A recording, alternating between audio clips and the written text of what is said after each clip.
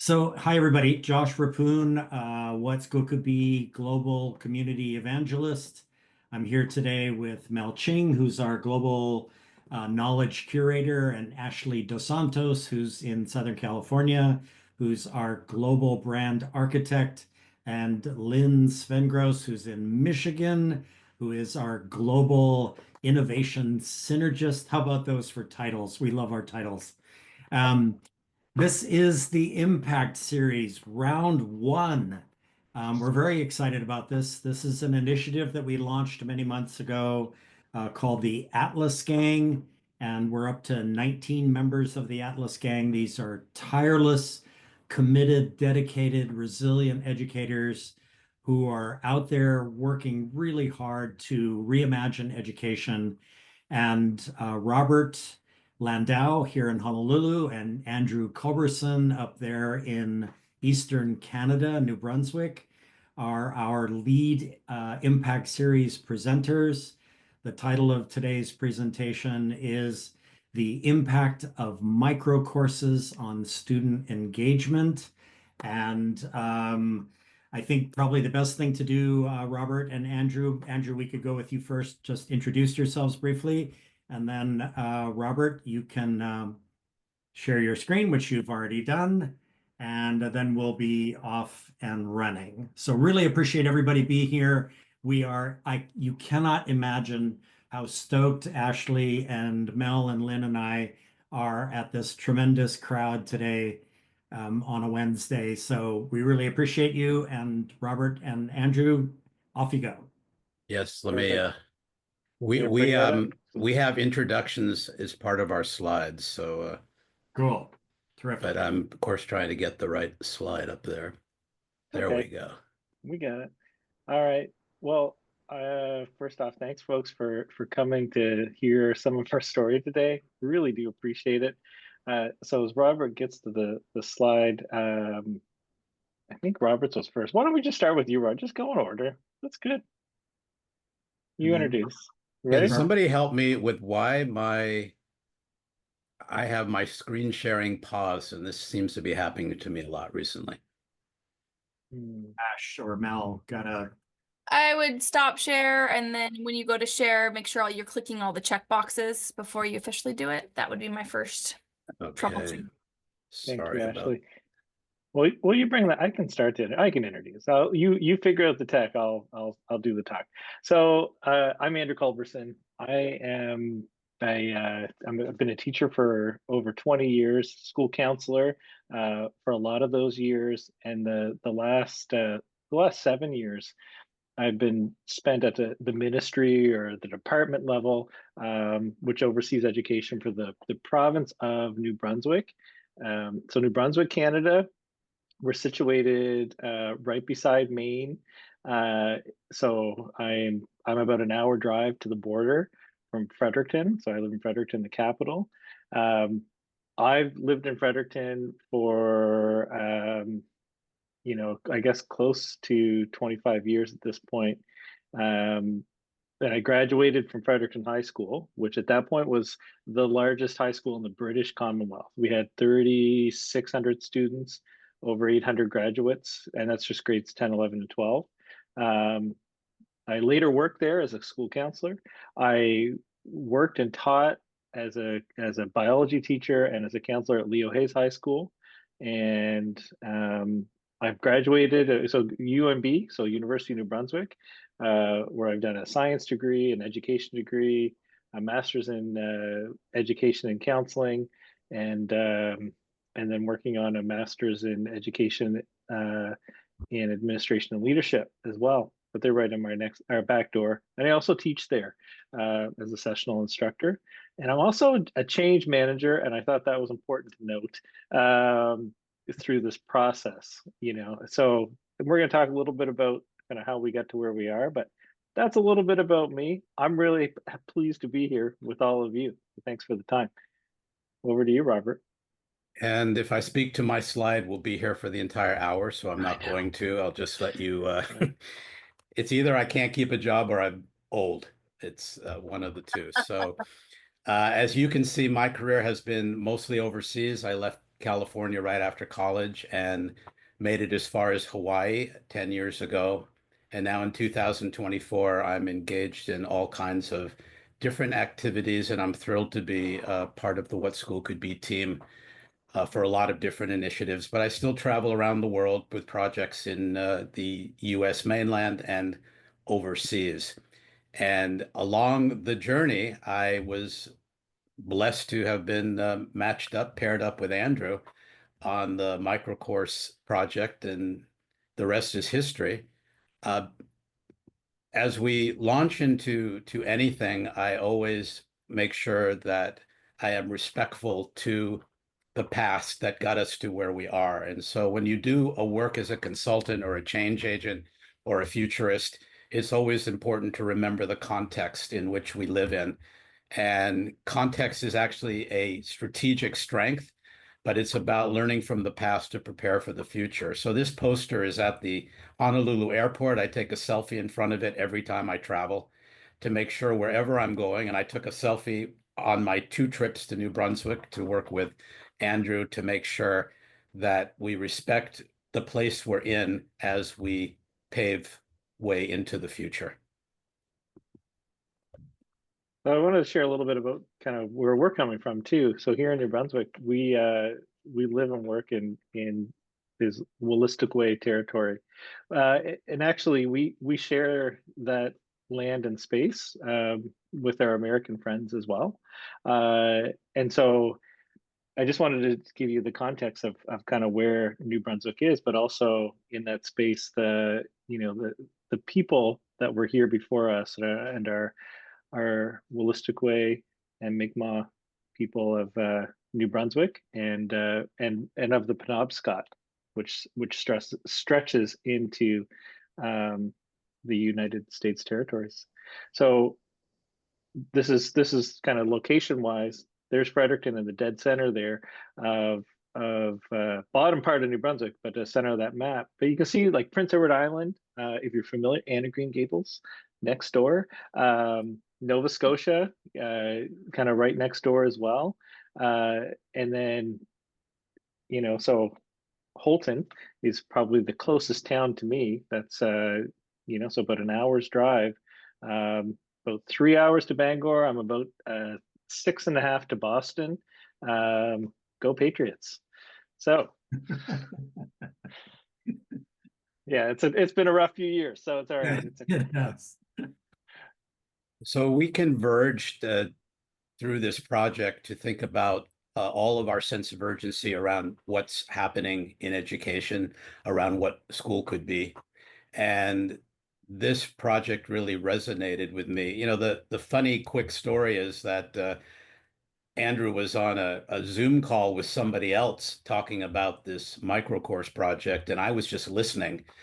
And then I was put on the screen, and the next thing I knew, we were finishing each other's sentences and knew that we were destined to work together on this project. But before we started, we had some big questions to answer, and there's too many of us on the call right now to all answer these questions. But these are the kind of questions that we wanted to look at, and so Andrew and I are just going to speak to each other.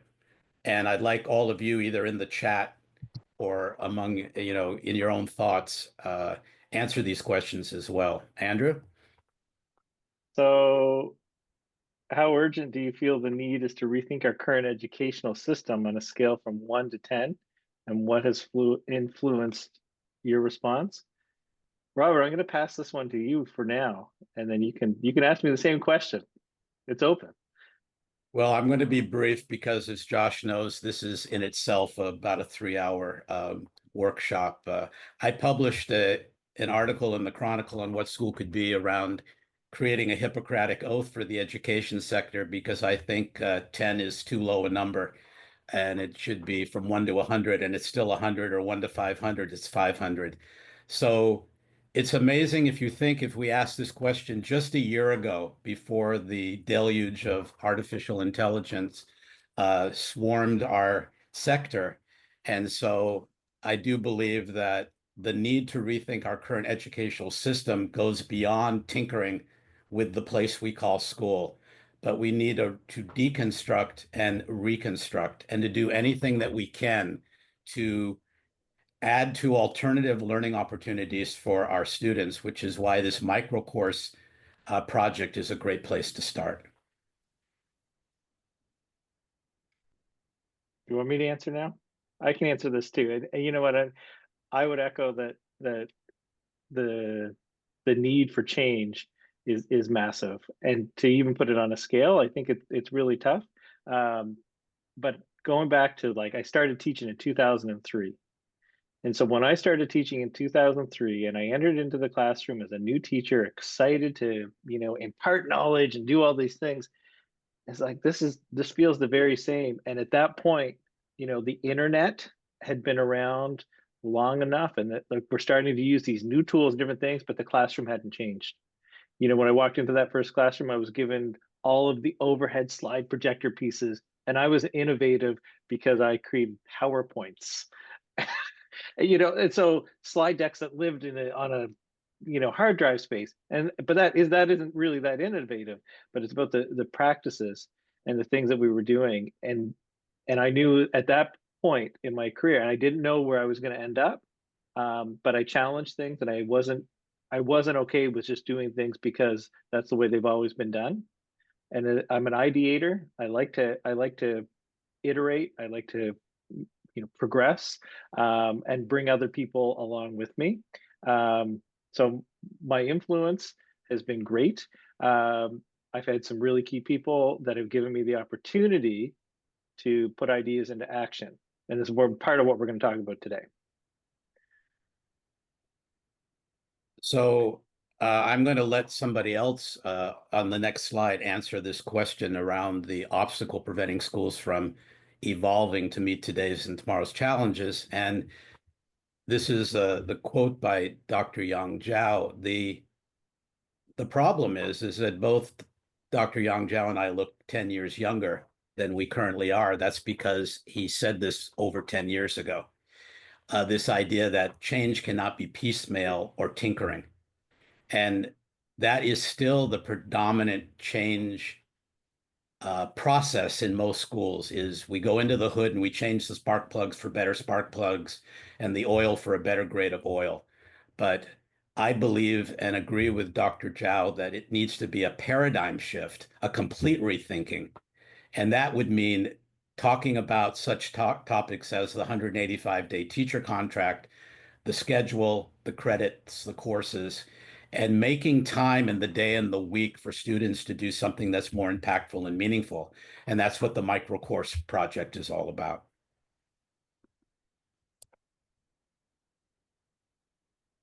So in my view, how will microcourse is in general help accelerate change? So this is part about offering options, and offering options that also speak to what the students want, what the students need. And this is all part of the ideas of STEM, from what is going to serve our students the best. How can we do better? And you're right, Robert, it's not just about iterating, because but I do look at the iterations. All of those iterations put us on a totally different trajectory when you compile all of those. That's where we kind of ended up here in New Brunswick. That's how we got to kind of where we are. That's how we created the landscape where people would be palatable with the change, that they would accept it. So it's going to move, and we're going to see that growth curve, I think, pretty quick. Josh, I would ask you, because I see there's something like 60 something in the chat, if there's anything that you need to make us aware of, because we're not looking at the chat right now, go ahead and let us know. I will. Andrew? So I want to talk about the changing educational landscape, and this is kind of how we ended up where we were. So in New Brunswick, and I mean, this is not different probably in most states, most countries, is that earlier in the 2000s, people realized that we needed to do things a little bit differently, that things aren't working like this, but it was a lot of those iterations. We came to like almost like a full stop through COVID. It was a hard reset. High school changes, in general, they were tried to be launched, numerous times over the last 15 years here in New Brunswick. And it wasn't really until we entered into that COVID era that people said, you know what, we can do things differently. So part of it was developing that self-efficacy and collective efficacy, that they realized that the status quo wasn't going to be enough, and that they were doing things and that they needed to do things differently. So we engaged in the process of full-scale high school changes, not just iterations, but a paradigm shift. So that's changing of graduation requirements, how credits are offered, what credits actually are for students, what's acknowledged as credits. So this is part of the visioning forward. And we had the leadership in place as well that supported really those iterations at different levels, which was amazing to see happen. I wanted to share this with you so that, most provinces too, this is part of one of those iterations that have started to pave the way, is as we developed our own portrait of a learner. And so a lot of the work in our portrait of a learner, and there's others that are there, and most jurisdictions have them, we mined from others, and we really honed in on DC and Ryan's work, self-determination theory as being one of those drivers to help what motivates psychologically, what motivates us, and that the agency, being capable, feeling competent, self-determined. And so these pieces are what came out of what we want for our youth as they work towards graduation, that go along with the credits, right?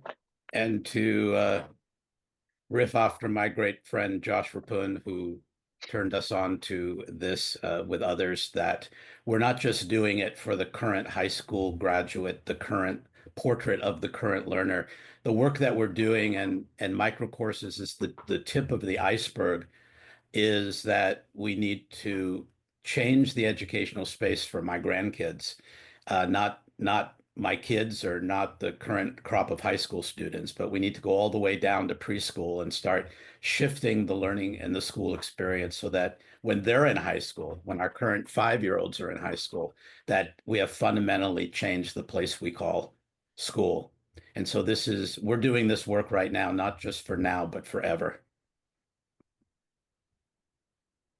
And this is part of change, right? So we've looked at what do our youth need? What do we want a productive adult to, the skills and knowledge? What do they need? What can they do? And what do they know? So we leverage the portrait of a learner. We engage the whole system in how we could actually look at school differently.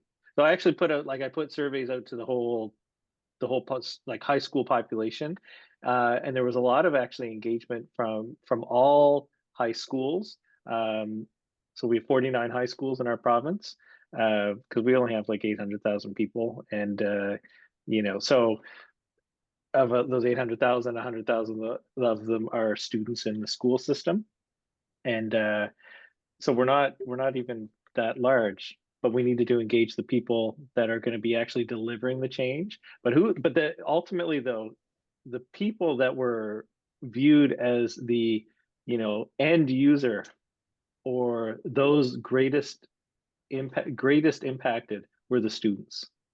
And so as we looked at what folks wanted to see happen, how they saw learning differently, we took that from the system. But then we also said we need to do this and engage students in the process of even what's it look like.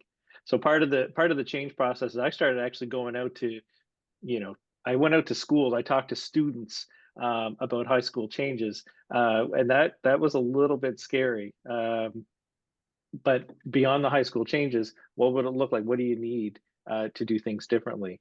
And they indicated that the shorter learning experience, why can't the things that matter to me be considered credits? And so, but this got us thinking, how? How can we make the things that matter the most to our youth something that is also valued by others? And it's not prescribed curriculum. That wasn't what they were talking about, because that's important and that has a purpose. But the other things. So then we started to dig in what else is out there. So we realized that this does not happen immediately. Every superintendent or head of school or principal that goes out to a conference, a deeper learning conference, and comes back and says, all right, I just learned something new and we're going to change tomorrow. We know that that does not work. And we know that if we're going to try to change from the top, change high school to prepare for college, that's not working. And so we think that we need to start at the earliest learners and create something for the long game. And that's why we've adopted Cotter's 8 steps, which I think are the best formula for leading change of anything that I've seen. And so actually now, Andrew and I have been collaborating, and I definitely on the side. He's in it to win it in the trenches. But as you can see, we're already up to number 6 now, because we have been working on the first part, creating the climate for change. That's done. Engaging and enabling the organization. We're now at the last step. And that means that within the next few years, we can get to 7 and 8. And so this process is, of course, and I hope you don't mind, Josh, I took the liberty of doing this. Don't get upset with me. But, we really want to move the concept here from what school could be to what could be school. The reason being is because the perimeter, the location, the place where kids need to be safe and secure, with really motivational and inspirational people on their side, inspiring them, mentoring them, guiding them, coaching them, is still going to have to take place somewhere, because other things are in play, as we know, that parents need to be out providing for their kids. And so there are more homeschooling, but it's never going to be the majority. So we need to change this place we call school. And that's why we need to move from what school could be to what could be school. And enabled to do that, we need to create a more complete learning journey for our students. Whereas right now, more than 85% of their time is at base camp in traditional skill, content, concept learning. We call project-based learning, mostly it's projects. That means you're practicing and experiencing in number 2. But we want to empower and give students the agency to get to number 3, where they are leading the way. They are reaching the top of the mountain, and we are there to guide them and facilitate that. We do believe that all 4 parts need to be in a complete, balanced, progressive curriculum, but we need to find more time to do number 3. However, there are barriers. Well, if anybody has embarked on any type of large scale change, or even just talking about change at the, particularly at the high school level, it is very challenging, because there's a lot of institution within our high schools, which we have to acknowledge. We can't ignore it, but that has also been a barrier. So the other piece is learning to recognize, and I think this goes right back to what Robert was saying, is what could be school. So where the learning happens, and talking about bums in a seat, and if you're not there, then you're not learning, and that's the old way of looking at things.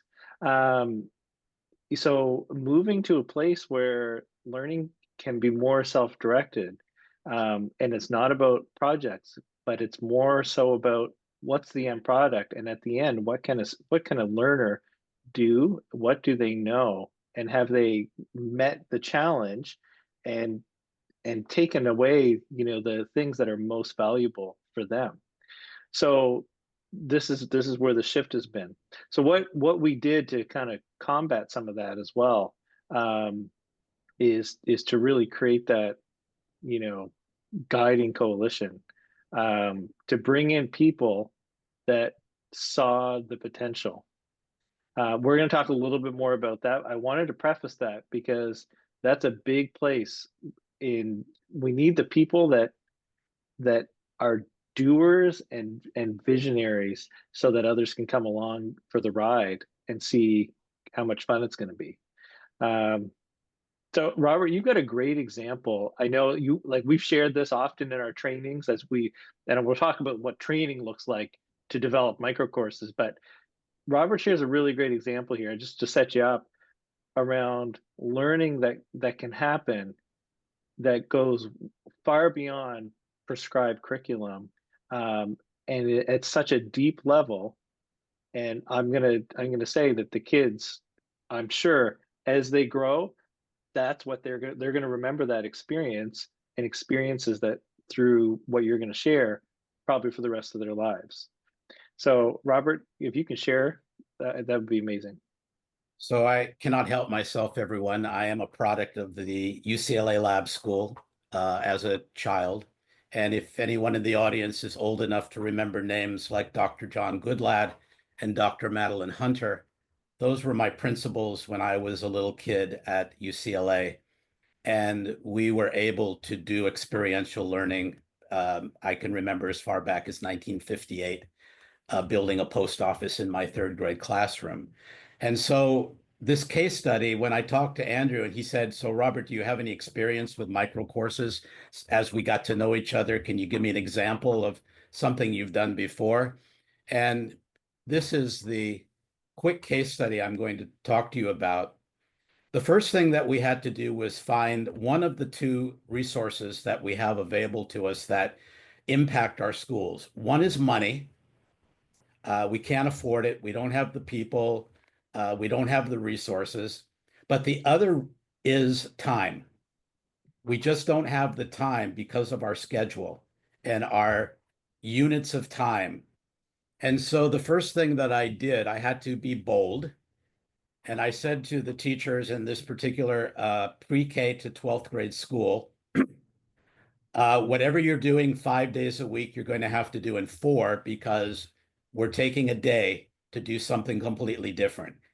And all the teachers ended up doing was going into their closet, their basement, and their attic, and they threw some stuff out that was collecting dust. It was that project that they had to fill time, and that really wasn't meaningful anymore. And so we found 20% time that we didn't have before, and then we concentrated all on a complete day of the week, which we call Impact Wednesday. And a particular group of students in base camp, remember I showed you before, base camp, experiential, expeditionary. In base camp, in their normal science class, they were learning about marine life, and they learned that coral was being bleached in many parts of the world, including our location. And that coral was being bleached by a number of factors. And that's where it could have stopped. They would have learned about coral bleaching. They would have taken a test. They might have done a report. But the kids got concerned. And the teacher, rather than teaching them, started to guide them and started to coach them. And so they realized that there is a lot of sunscreen that people are using that is not what's called reef safe. And interestingly, they learned that the ingredients of a reef safe sunscreen was readily available to buy in a local market or a Walmart or Target. And so now we moved from base camp to experiential, because now they experimented with the making of their own sunscreen, and they could use that themselves and they could give it to their family. But again, that's not where it stopped. Through the prompting of the teacher and other adults, we got the kids to realize that they could actually reproduce this sunscreen and start their own company. And so then we brought in all kinds of other people who talked to them about starting a small business. And so they came to the school and they said, well, we need this amount of money to start our business. And we said, no, it's not the way it works.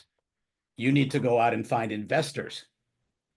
And so they created a whole other, and then remember, they had a day a week to do this work. And so they went and they found investors, they did pitches, they managed to get the money that they needed. I was one of the investors. I invested $100 and we brought a lawyer in to sign the contract with the business owners. And I put a 10% profit into my investment. I wanted my $100 back plus 10%. So now they created their company and it was called Aloha Makai. And Makai is ocean, and the Aloha is creating a safe and beautiful and healthy ocean. And they purchased the labels, the jars, they packaged their sunscreen, and then they went down to the beaches and they interviewed tourists and they asked them to show their sunscreen. When they brought out their copper tone that wasn't reef safe, they did the pitch. And the happiest day of my life was when I saw in my agenda that I had a meeting with the students.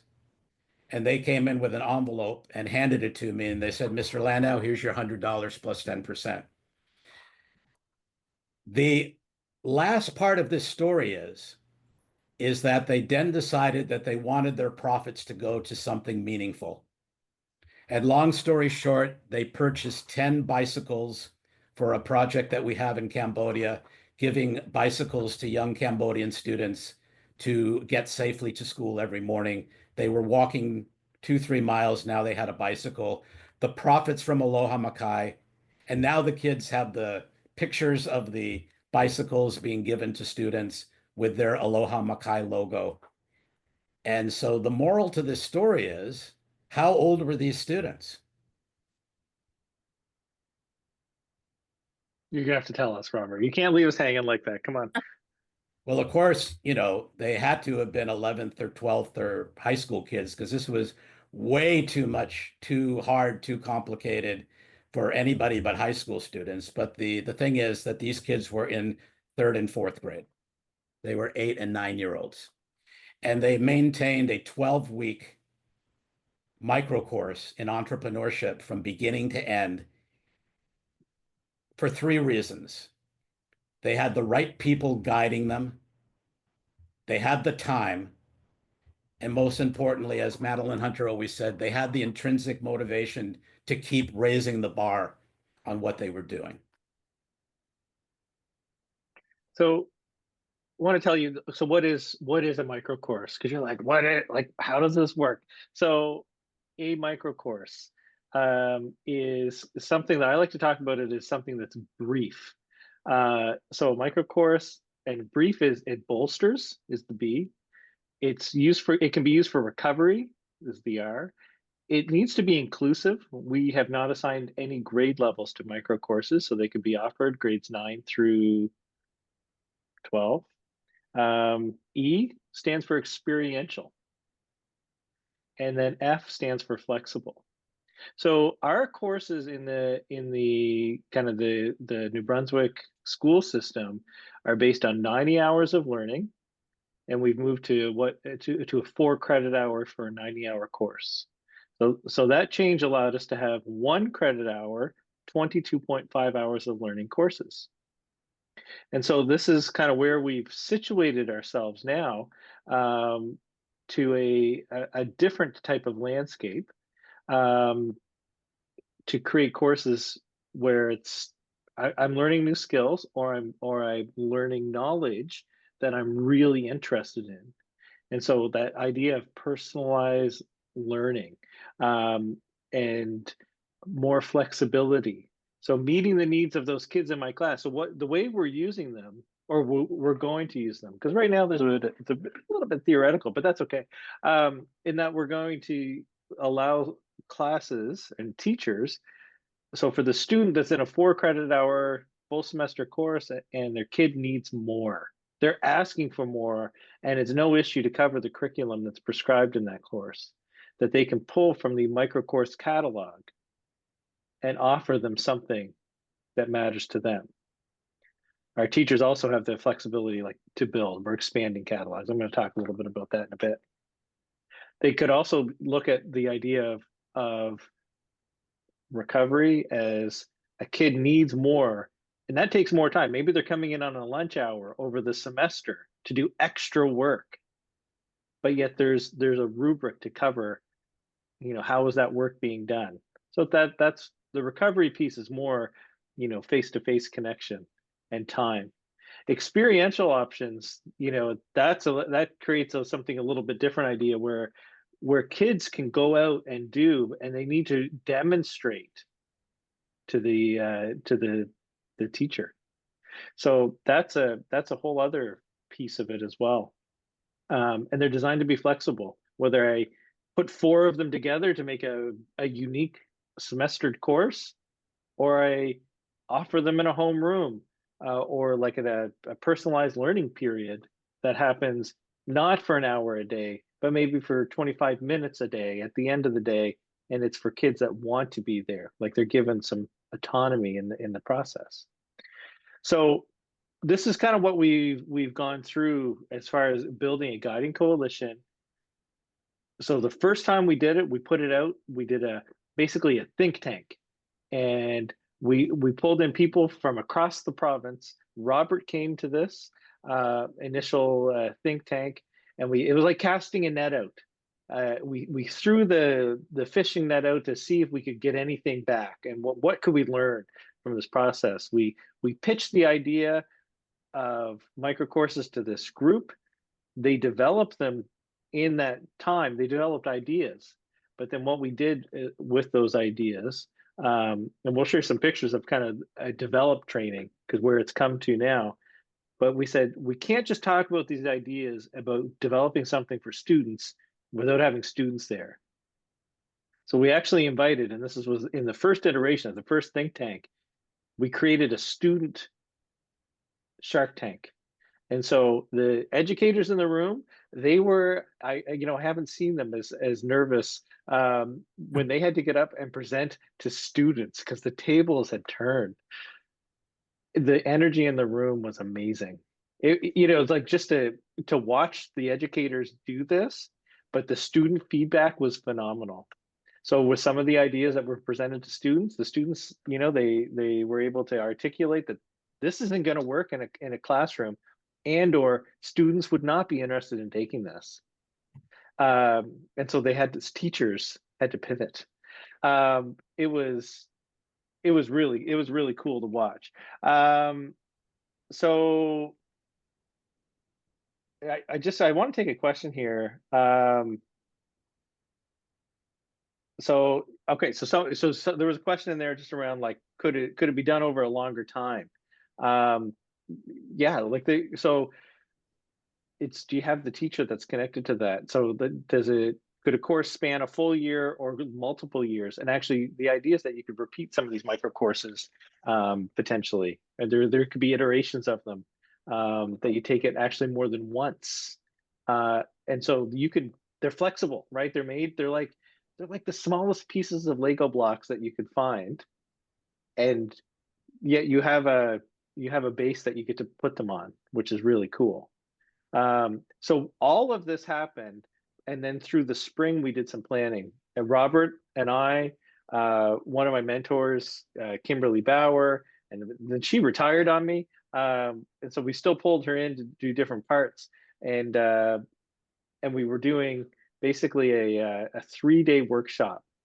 We took teachers from the system who had to apply to come.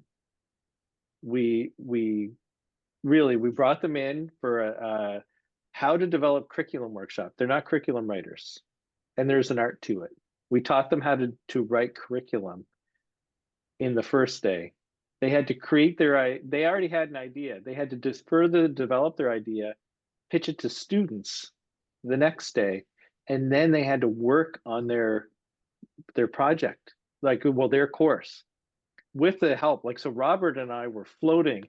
And so in 3 days, for very little money, we developed 14 courses. And I wanted to share some of the ideas that kind of came out of this, some of the courses that were developed. So one educator actually made 3 courses, but focused around the musicians in their room. Here in New Brunswick, and different jurisdictions do things differently.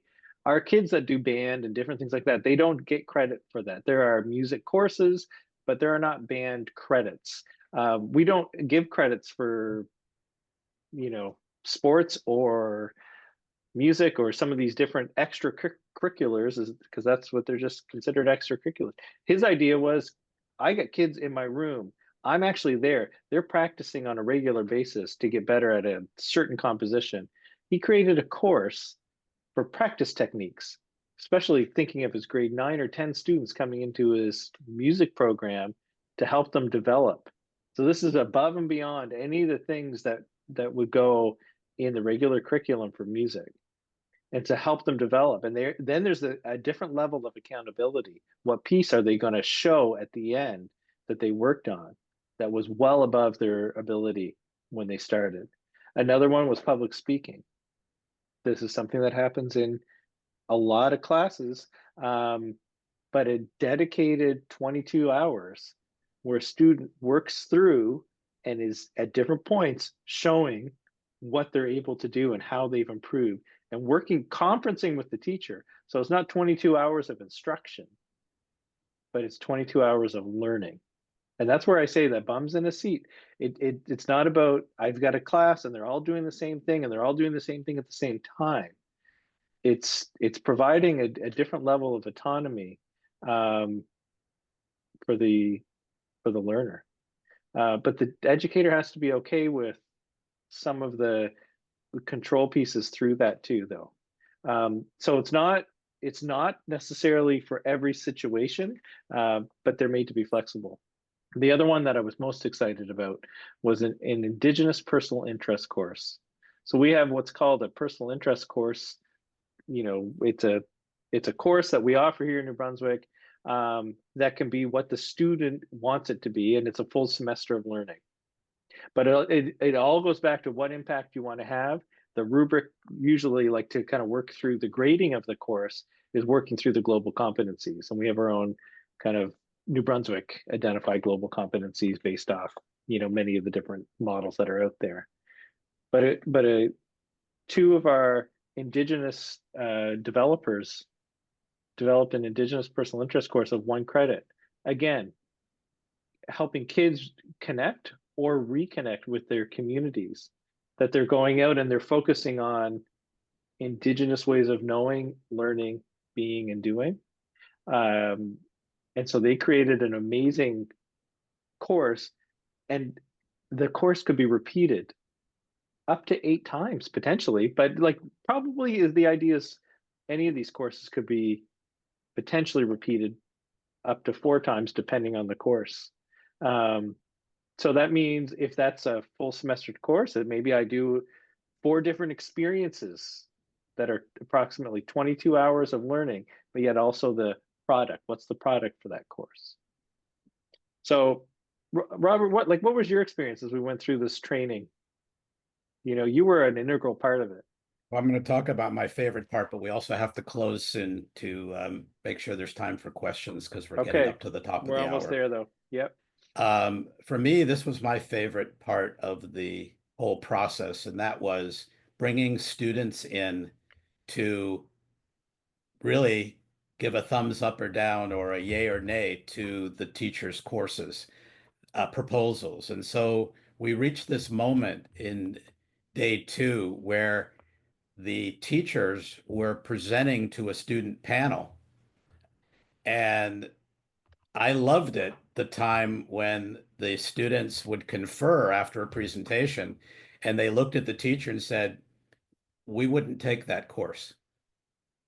and here's why.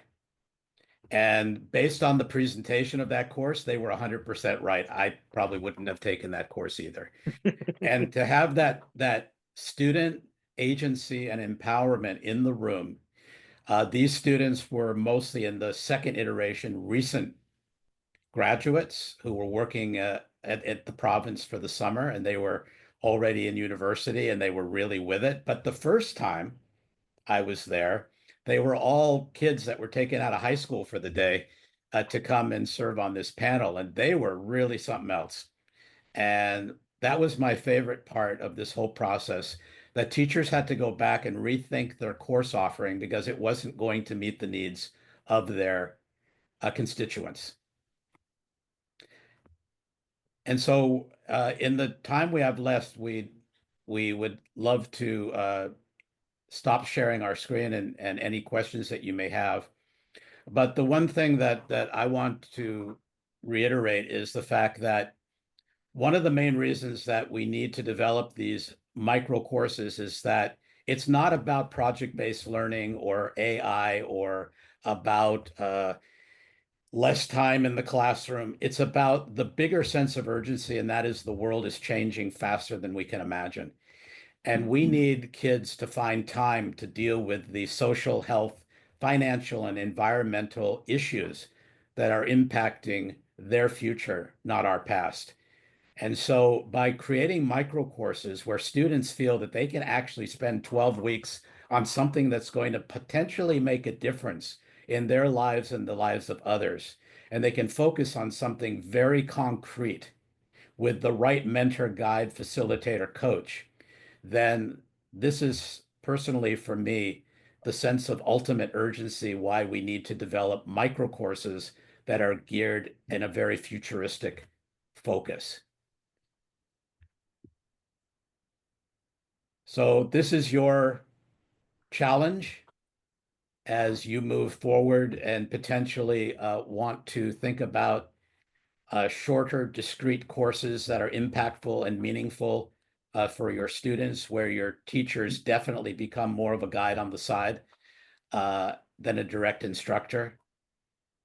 And in the last few minutes, we have time, 8 minutes left for any questions that people might have, Josh. Andrew, any last thing you want to say? No, we can definitely take a few questions. I think it's all about creating the conditions that are flexible enough so that students can feel like they have choice. We're developing their efficacy. So understanding that they can do more, they can do things that they haven't done. And really, it's all about creating conditions for cultivating hope. And when you have impact, you feel you have impact, you develop that sense of agency, you can, right? And so it's about empowering our youth, the next generation, right? So let's take some questions for sure. Andrew, I wanna elevate Barbara Smith's question again. You sort of addressed it, but I want to elevate it again. Imagine that I am I don't know, U.S. history teacher, and Yep. I've got a micro course on writing the great Canadian novel on, or not, sorry, not U.S. history. I'm teaching Canadian history. Sure. Yeah, love it. Thank you. I appreciate that. Thank you. Yeah. Some sort of a novel. I think what she's asking is, it sounds to me like there's a lot of latitude, a broad horizon, a lot of creativity for entertaining the idea that a micro course is something that could go on for years because the student actually wants to work on something that may Good. take that length of time. And I wonder if you can address that. Yeah. So, and that's where I kind of like alluded to that these are things you could do multiple things. So with that idea of music, so just to riff on that one, because the teacher, he made three. He made one that's around practice techniques, and then he made another one like around compositions, and then the third level was about mentoring students. So I could potentially be taking a different micro course, but in a sequence over a number of years and developing different skills, but actually going deeper, which is really really a different way of doing things. And the other part is like, and I didn't get to it, but we're going to do another workshop again to continue to develop the repertoire of micro courses. I've been getting emails like over the last the last few weeks, because people know that they're coming, and from our different folks that are saying, can we do this as a micro course? Can we develop this? Can we so it's starting to bubble, and they're not they haven't been officially launched. They're launching after the in the new year, so after our break, and we'll see them really start to be offered hopefully in the following school year. But some schools are ready. They want some different things. Their kids are asking. Right? Andrew, I want to elevate something that McCullough, who's at Hawaii Technology Academy here in Hawaii, which has 7 campuses on 4 islands. It's blended learning. It's also hybrid. Are there hybrid options that are, I can imagine? Go ahead, explain. In development, absolutely. And we've been working with our, our virtual classroom, and they're very this is something that will elevate that practice. How do the kids learn, right? And also chunking things, especially in that digital format. It kind of takes some of the onus off. Sometimes in the digital format, if you're not highly motivated, those courses can be very challenging. So it can give people an in and an out if things are kind of broken up a little bit in that environment. Yeah. And is there also room for, let's say, a kid discovers Global Online Academy and says, there's a course being offered by this institution, and I want to take it, and my parents are going to pay for it. Or, Sora Schools out of Atlanta, that's possible as well. In other words, lots is possible here. So what you're talking, so that actually right now, in what we call our personal interest, that is what a personal interest could be for Josh, because that's what Josh is into. He wants to do this course somewhere else. You know what? You can do 2 personal interest courses, which are full semester. We've chunked it up, so our Indigenous personal interest chunked it up even more, so it could be, more experiences potentially. But a regular personal interest could be you could do that too. That's a great option for a course for flexibility in a school. Okay. I want to elevate one thing, a question that came up way earlier in the chat. As you saw. Andrew, just a brief description of how the province is looking at assessments. Is there some sort of a universal assessment tool, portfolios, that sort of approach, or is it a little bit more individualized? How's that happening? So we don't we do have provincial assessments in different subjects. When we're talking about these micro courses, so these are micro courses are kind of go as they'll be on a transcript. They are assessed, so they actually require a grade. We've asked, as people have developed them, that they provide kind of with their vision. They developed this course. Is there a guiding rubric? Is there a recommended means of assessment? Is it case conferencing? Are we looking at, a final test? It's not really exam worthy, because this is essentially, we're talking about a unit, and I get credit for it, because as most courses are broken up into 3 or 4 units that take 22 to 30 hours. But we do have, they are assessment course. It's not a pass fail. But some of these, it's a case conference. Some of the marking tools, I'm looking at, again, global competencies to provide the grade. Or perhaps the students are learning, they're becoming assessment capable learners, and they're providing the rationale and the grade, and they have to defend it. So it's a different approach, and you have to be comfortable with a different approach, I think, with some of them. Wow, Robert and Andrew, it feels to me in this closing minute here that that New Brunswick has really stepped outside the traditional process of course development, which is entirely adult driven, and it's all decided in departments, and it's the same darn thing over and over and over again. This feels like some very firm steps outside that box, and it has unleashed a tremendous amount of creativity. Fair statement, right? I think so. Yeah. I mean, one of the latest emails, Josh, was from a student who I will be meeting with to hear their idea. That's fantastic. That's fantastic. Okay, we are at the top of the hour. We want to do two things here real quick. Mel is going to share her screen for a second, and we want to show you that we have already scheduled the next second edition of our Impact series. And this is going to be Atlas Gang member Jimmy McHugh, who currently works at Embark, which is a micro school in Denver, but he also works with Open Way Learning. And so he's gathered up Ben Owens at Open Way. And so Friday, January 17th, Ben and Jimmy are going to present the impact of open design on student joy. How about that for a title?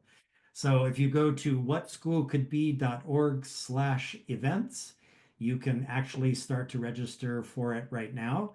Thank you very much, Mel. That's fantastic. And we have now established firmly here at the end of 2024 a tradition of the fist bump group photo. This is our moment. So those of you who are still with us but can turn on your video, we are going, let me get rid of the chat here so we have a clean photo and the participants. And let me open up my screen. And here's your moment to turn on your video. One more chance. And then we are going to, okay, got it already? Okay. Whoop, you got to get your fist in the frame. Don't block your face. There we go. Don't look like you're boxing. 1, 2, 3. Yay, fantastic. Robert, Andrew, thank you so much. I think we can say that the first edition of the Impact series has been a smashing success. Wow, I have fuel in my tank for decades. I'll be in orbit around the moon for a very long time. Really, thank you to the both of you for putting all that work into your deck and for all that you're sharing. And Andrew, man, we are with you. You all keep going up there in New Brunswick. Road trip to Canada. That's what I say. I road trip to Hawaii, so come on. Well, yes, Come on, I folks. know. I know, but we've got that coming. We've got that coming as well. Right. So All thank right. you, everybody. Really appreciate it. And we'll see you all in January at the next edition.